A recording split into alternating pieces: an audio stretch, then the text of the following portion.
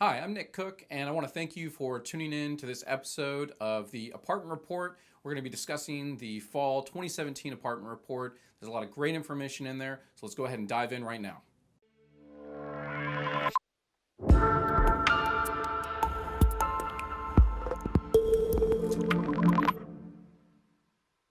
Okay, so let's roll into this report. Basically, the most recent data here in the fall 2017 apartment report shows that the market is starting to balance a little bit. It's going towards the supply side. You're starting to see all these new units coming online, having an impact on the market.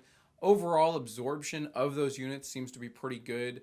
Basically, this year they're looking at about 6,300 units in the Portland area that are going to be coming online, with another 30,000 units in the pipeline. So we're going to see how those absorb as well over time.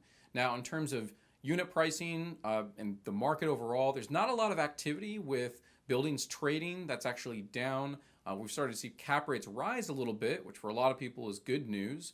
The median price for units is just around $139,000, with the median square footage price per square foot being $169 per square foot.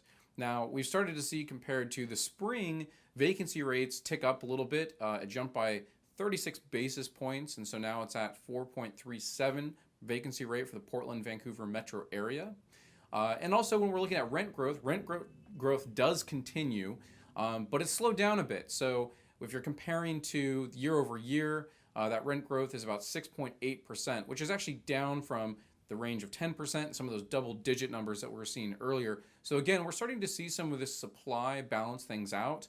A couple things to note is that the Class A inventory is absorbing at a slower rate, and you are starting to see a lot of concessions that are happening in the market. So again, supply is having an impact. It's starting to shift the market to more balance from where it has been, and that's the most important data that's really come out of this market, this apartment report here.